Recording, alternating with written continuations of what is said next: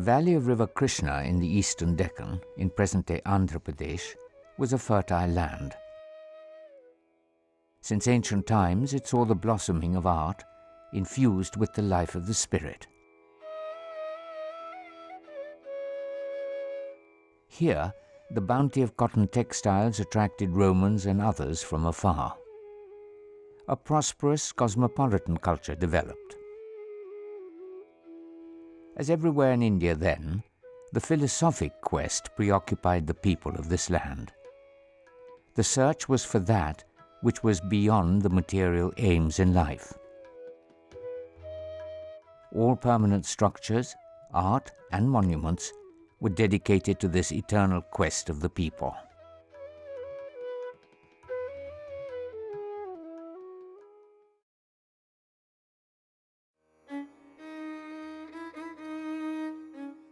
The fertile valley of the Krishna River was the cradle of civilization in the eastern Deccan. This area became one of the greatest centers of Buddhism, and over 140 early Buddhist sites have been listed in this region. Indeed, this river valley is a vast land of stupas and Buddhist caves. The caves at Guntupalli are among the earliest of all Buddhist caves. An early cave at Guntupalli has a facade which is directly reminiscent of the Lomas Rishi caves at Barabar.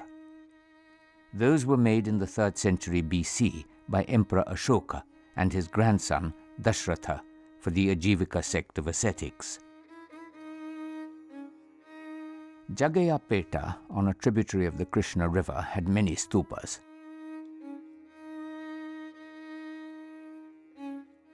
Buddhism flourished here for 500 years up to the 4th century AD. Worship at some of the stupas continued till the 14th century.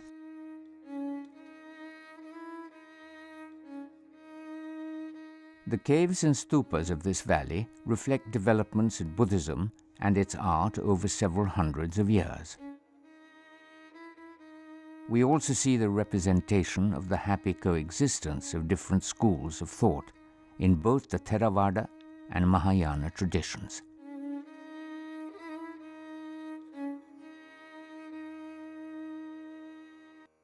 The sites of Gummadiduru, Ghantashala, Goli, Battiprolu, Gudivada, Ramatirtham, and Salihundam are among the numerous that reflect the rich Buddhist history of present-day Andhra Pradesh. At sites like Panigiri, 110 kilometers eastwards of Hyderabad, sculptures are still being found from under the ground. The Krishna Valley must have been an enchanted place, with hundreds of stupas and with numberless sculpted images made with the hands of devotion.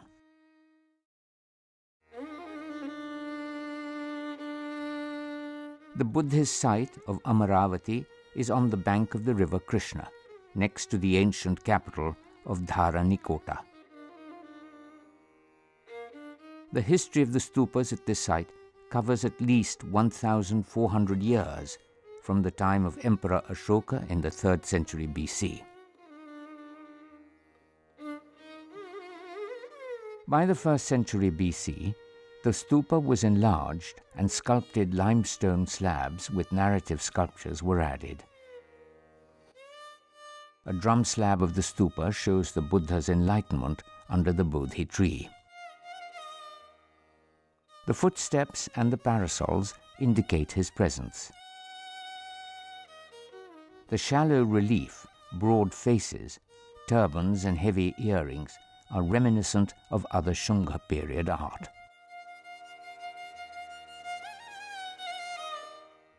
In the 2nd century AD, the Satavahanas extended their rule to the eastern Deccan. Under them, the sculptural relief of the magnificent stupa reached its culminating phase. The entire stupa was covered with shimmering limestone slabs with exquisite sculpture. An ornate stone Vedika was also added. Today, only a mound remains of the Mahastupa, or Great Stupa, as it's called in inscriptions. In its time, its glory was known throughout the Buddhist world. Fortunately, we have an idea of what the stupa looked like from depictions of it in the sculptural reliefs. The Mahastupa was 162 feet in diameter.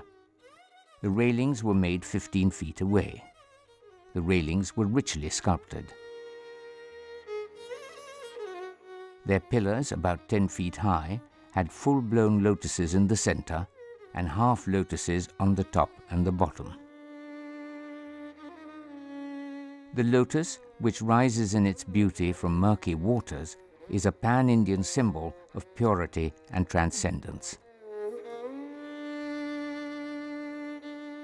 On the inner surface of the pillars were made narrative carvings of the life of the Buddha.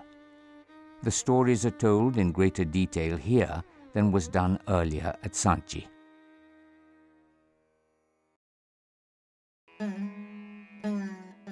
From the 1st century AD onwards, artists in North India, around Mathura and in the northwestern Gandhara region, had begun to depict deities in human form. Earlier, symbols had been used to indicate the presence of Buddhas and Jaina Tirthankaras. Artists in the western and in the eastern Deccan took more time to break away from previous conventions of the art in which personalities had not been depicted. It is only in the 2nd century AD that the Buddha was depicted in art in the Deccan.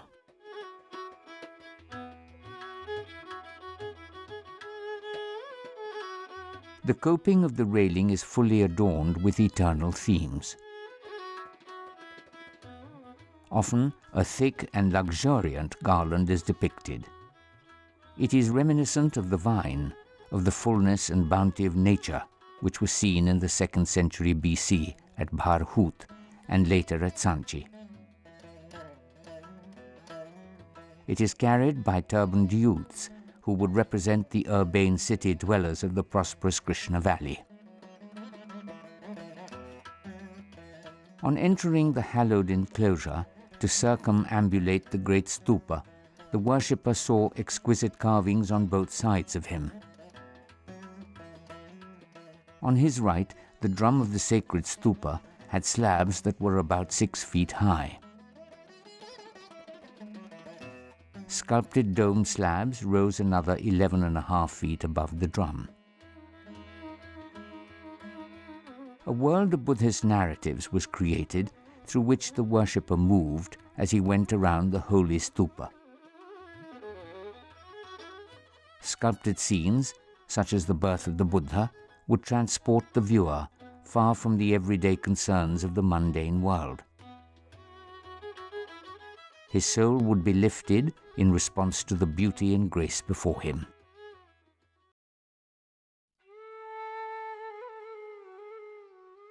In the rapt attention and divine contemplation on the faces of the attendant figures, the artists appear to have portrayed the devotion within themselves. It is a realm of gentleness and beauty which awakens the best within us. The Chitra Sutra, the ancient treatise on art making, states that the purpose of art is to transform us through the presentation of harmony and grace, to show us a glimpse of the eternal which underlies all of creation. The reliefs of the 2nd century at Amravati are deeply cut, which gives them the appearance of being fully in the round. The depth of the cutting permits the overlapping of figures on 2 and even 3 planes. Each figure is individual and possessed of life and movement of its own. The variety of poses is infinite. The artists are confident and appear to discover new possibilities of the depiction of the human form. There is a vitality and rhythm in the closely grouped compositions. The exquisite reliefs of Amravati are similar in many ways to the art of the Buddhist paintings of Ajanta in the western Deccan. There is a subtle grace, and the lines and expressions convey a quality of introspection, a preoccupation with that which is beyond the worldly realm.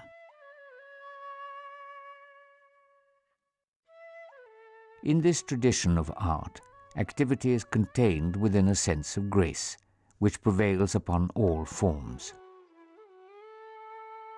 The figures portray a quality of surrender to the harmony of existence. These are not heroic individuals struggling against the vicissitudes of life, but beings who recognize their place as a part of the whole of existence. It is this view of life which provides the ease and joyousness to the figures. The sumptuous richness of the carvings is a fulsome celebration of the divinity which is all around us.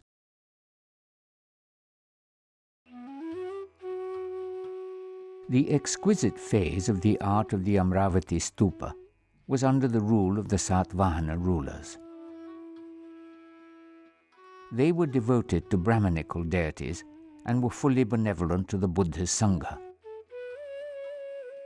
However, as in Central and Western India, this was an art of the people. The individual pillars and sculptures were the donations of lay people and the monastic community. Nuns outnumber monks in the donative inscriptions, and many of them hold high religious titles. Everywhere in ancient Indian inscriptions, it is seen that women enjoyed a high economic and social status.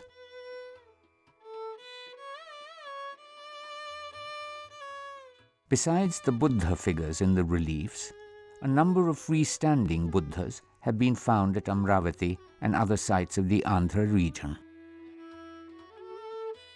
They date from the 3rd century AD onwards. These are quite different from the Buddha figures that were being made at Mathura and Gandhara and show an independent artistic conception. These were to be the models for the Buddhas of Southeast Asia.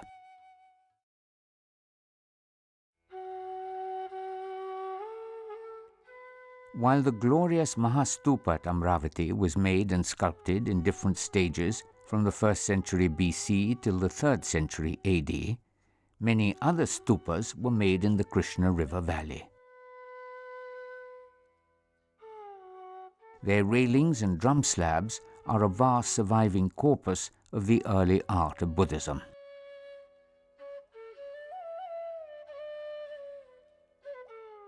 In the 3rd century AD, the power of the Satvahanas began to fade.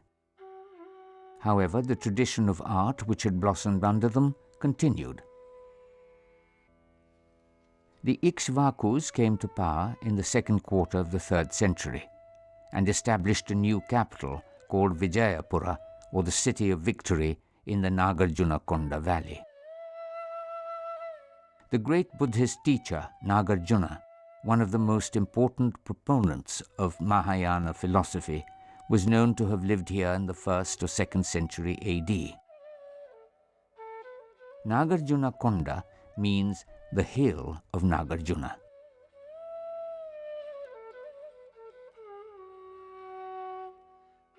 The area continued as a most important center for the development of Buddhist philosophy under the Ikshvakus.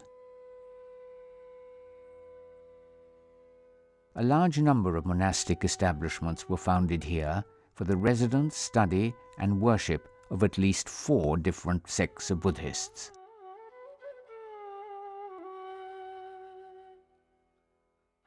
Unlike Amravati, the remains at Nagarjuna-Konda have been systematically excavated and securely dated through inscriptions to the 3rd and 4th centuries.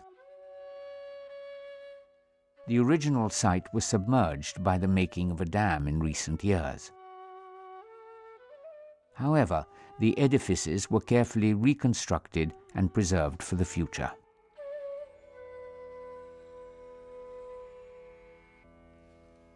In the Indic tradition, theology was never confined by dogmatic beliefs. Early literature is full of accounts of public intellectual discussions between teachers of different sects. This climate in which different sects and philosophies coexisted is seen in the remains at Nagarjunakonda.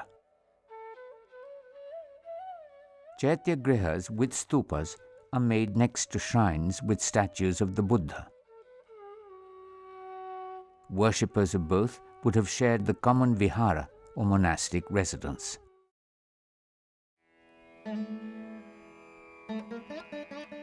The style of the sculpture here is very similar to the last phase at Amravati. The figures are lively and full of movement. They are cut deep into the stone. The tradition of the depiction of the stupa is continued here on sculptural slabs on the monument. The many finely made depictions here include the scene of the birth of the Buddha. Queen Maya, the mother of the Buddha, gave birth to him while standing under a shal tree. The great departure of Prince Siddhartha, when he leaves the palace of his father and his princely life, is depicted. Divine beings hold up the hooves of his horse Kantaka so that he may ride out of the palace silently.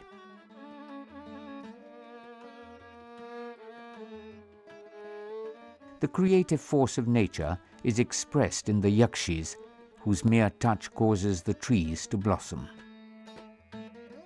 These continue as a theme from the earliest stupa railings of Bharhut.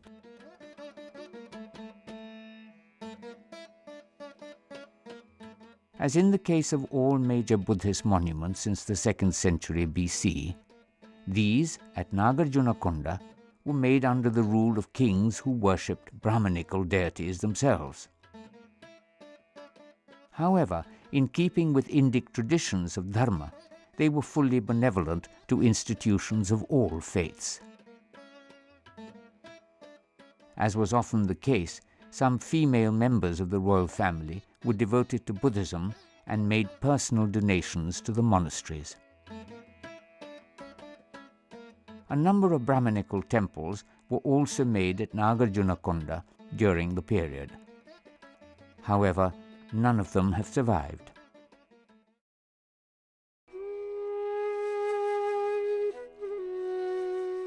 The ultimate belief was in the oneness of the whole of creation.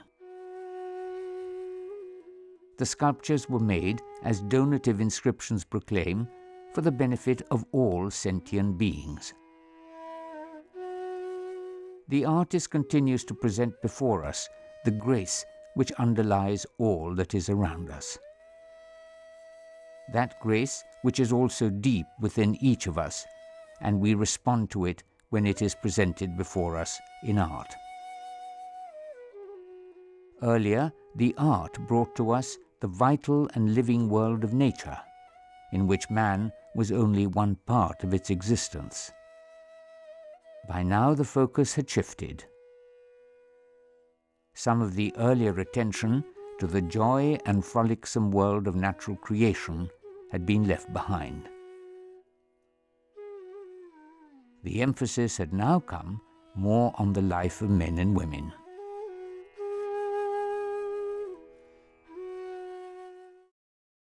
Buddham saranam gacchami, dhammam saranam gacchami,